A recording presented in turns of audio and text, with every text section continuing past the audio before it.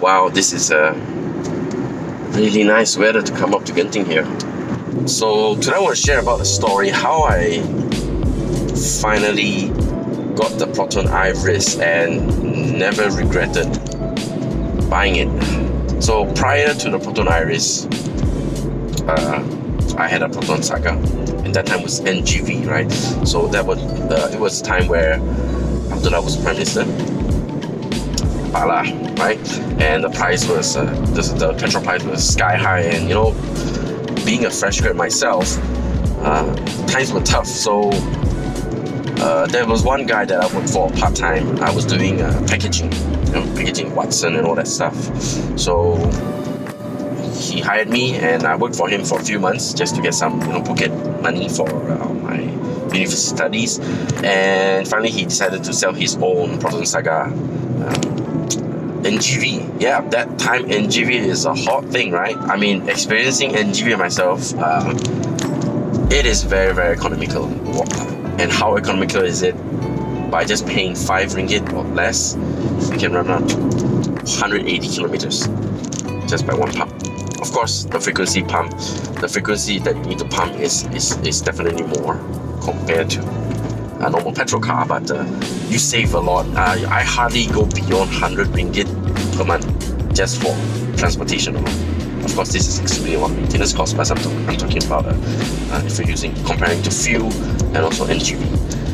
And of course, now we have the new government and Eastern government have reduced the petrol price, so the hype is down. The hype of NGV is down, right? Being a typical fresh grad, after getting some promotion, you got a little bit of money. So I only had around 15,000 budget, right? So I was looking around and looking on forums and seeing which car is the most reliable car that you can find.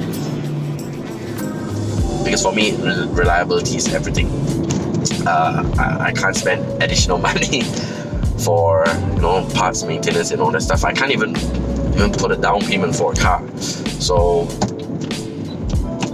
searching, it was like Honda City, to be the compact segment cars. So finally, just was pursuing Honda, but that time the 2005, 2006 year Hondas, they don't have the automatic transmission.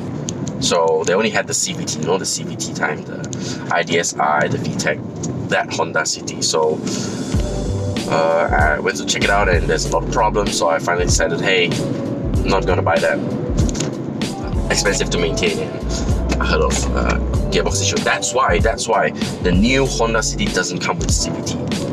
I guess they failed in that part, right? So, but moving on. So finally got myself a Toyota Vios, the 2005. As you can see the picture right now, I'm going to show you.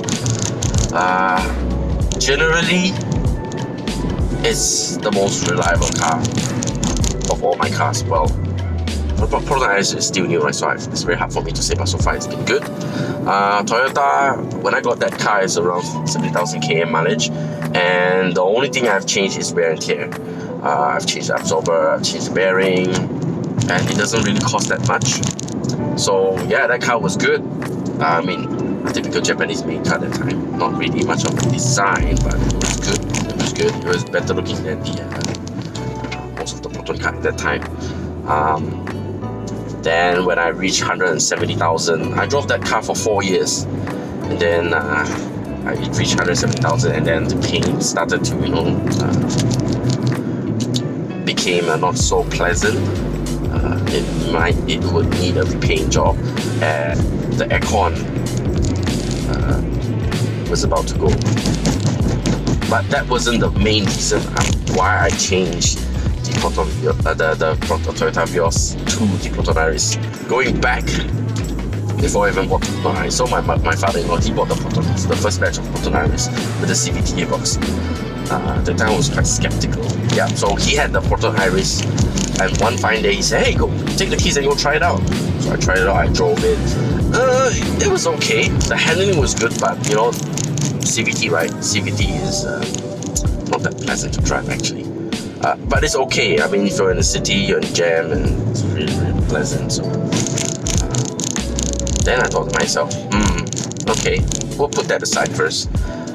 And then when, as the Toyota Vios aged, if there's only one thing that I want to complain about Toyota Vios and, the 2005 version, is the drive shaft. Alright, so the drive shaft wasn't that pleasant. And when I bought the second-hand car, I didn't bring it for a mechanic review. I just saw the car, test drive the car, and bought it. So the drive shaft was changed by the previous owner, just 70,000 kilometers, because that previous owner didn't maintain the drive shaft well. They didn't change the bush and check on the underlinings of the car. So they changed something which changed a drive shaft, which I don't know where it comes from, but definitely not original.